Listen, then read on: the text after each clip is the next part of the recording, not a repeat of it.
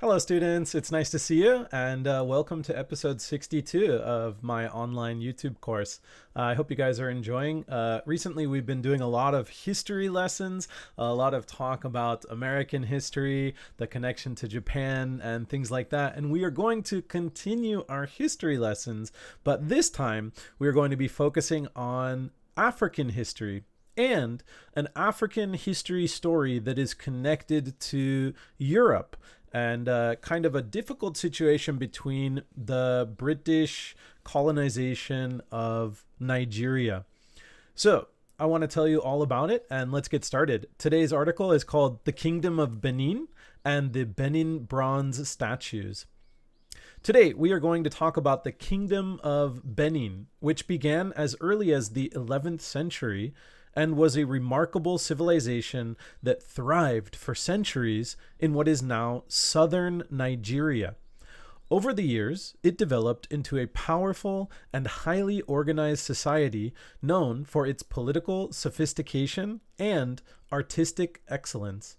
This remarkable kingdom continued to flourish for nearly 1,000 years, preserving its unique cultural heritage until the late 19th century when it faced British colonization in 1897. The events of that year would dramatically impact the kingdom and set the stage for the story we are about to uncover, the story of the Benin bronze sculptures and the efforts to return them to Nigeria. Now, let's delve into the fascinating story of these priceless artifacts and the journey to reclaim them. The Benin bronze statues have a fascinating history, and their journey has sparked a global discussion. These sculptures are not from the country of Benin, but are, in fact, from the ancient Kingdom of Benin, which is located in southern Nigeria. These impressive sculptures are made from a variety of materials, such as brass, ivory, and wood. Some of these statues are incredibly old, dating back to the 16th and 17th centuries. You can find these remarkable pieces of art in museums around the world, including the British Museum in London and the Metropolitan Museum of Art in New York City.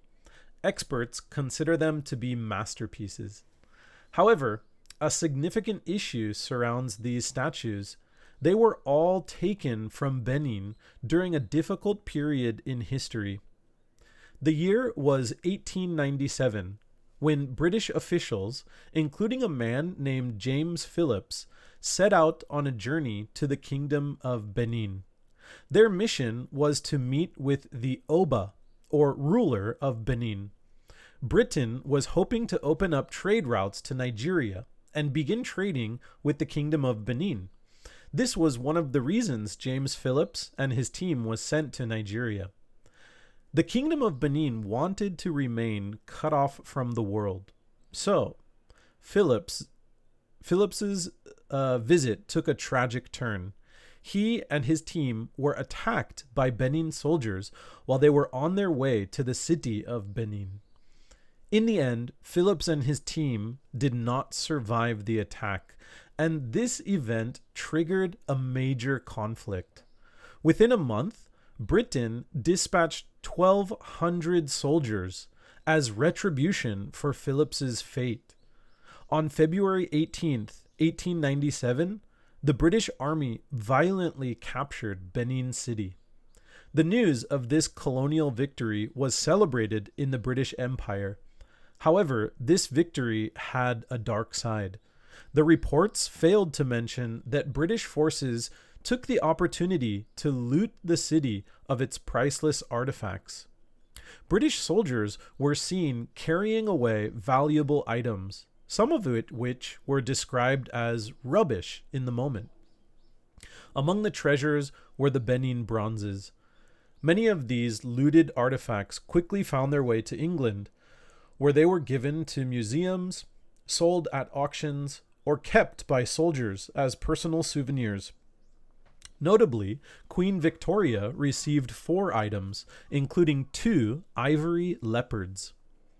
The looting of these artifacts had a profound impact on Benin City. These sculptures, which had once served as symbols of strength and identity, were suddenly dispersed across the world. They became symbols of a painful history for the people of Benin. Efforts to recover these treasures date back several decades. In the 1970s, organizers of a Black Art and Culture Festival in Nigeria requested the return of a 16th century ivory mask from the British Museum. The museum refused, saying that Nigeria is not a stable enough country to ensure the protection of the artwork. They also believed that more people from around the world would visit the British Museum, and so spreading Benin culture to more people than if the bronzes were to be in Nigeria. Today, many Nigerians share a deep desire for the return of the Benin Bronzes. The artifacts serve as powerful reminders of their rich history and cultural heritage. It is not merely about the fact that these objects were stolen. It is about seeing them displayed and sold far from their rightful home. In recent years, there have been calls for the return of these artifacts. Some have been successful, but most remain in the possession of museums and private collectors. However, there is hope on the horizon for Nigeria. Nigeria's government, along with the royal family of Benin, plans to open a museum in Benin City in 2023. This museum has been in production for the last 13 years and involved the government of Nigeria as well as many other NPO movements. Once the museum opens, the plan is to display at least 300 Benin bronzes from the collectors of major European museums on loan for 3 years, with the possibility of renewal. It is a significant initiative aimed at allowing Nigerians to reconnect with their cultural heritage and history. Nevertheless, the debate continues. Some believe that a full-scale return of these artifacts is the only just solution, while others believe that the pieces of art were taken during the war and don't need to be returned. There is also still the belief that Nigeria is not stable enough to protect these pieces of art, and that the artworks will be safer in their European museums. In conclusion, the story of the Benin bronze statues is a tale of beauty and tragedy. It raises important questions about history, culture, and fairness.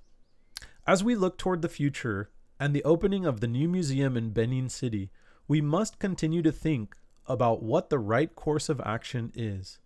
Should these artifacts remain scattered in museums worldwide, or should they be returned to their home in Benin City, where they can once again be a source of pride and cultural significance for the Nigerian people?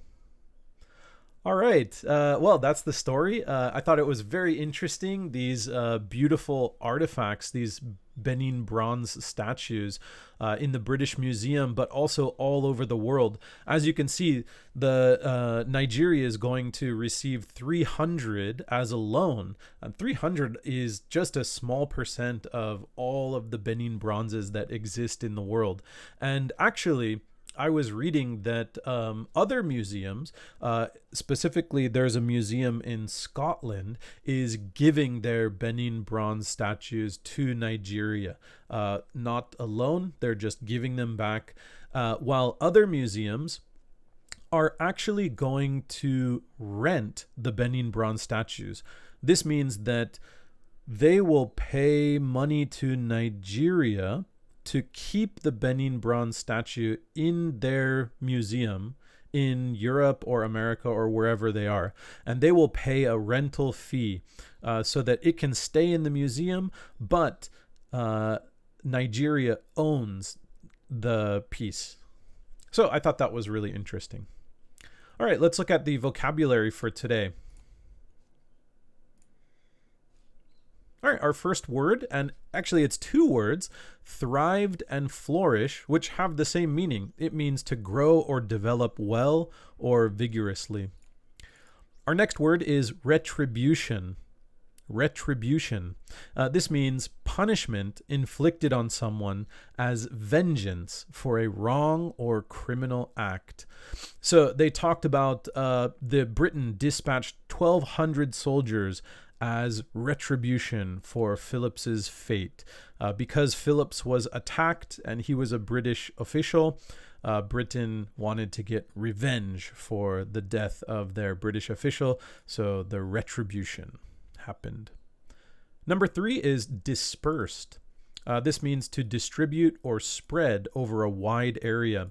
So once the British soldiers captured these Benin bronze statues, they brought them back to England and they were dispersed all over the world in different places, personal collections or museums, or given to royal families like Queen Victoria.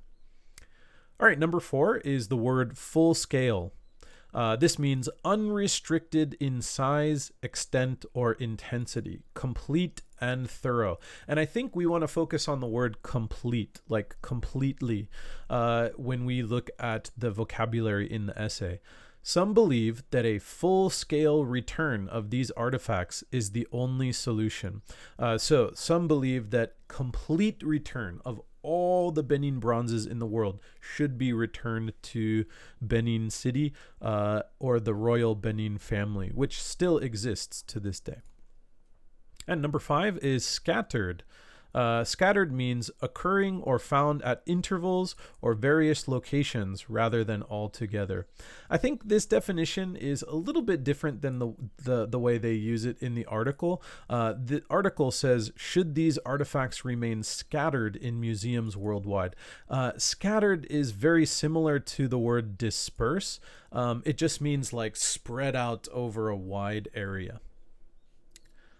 All right, that's all for our vocabulary. Welcome back, and let's look at our discussion questions, and we'll end our video for today.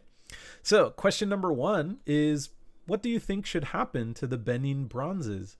Should they be returned to Nigeria, or should they just stay in the museums where they are now?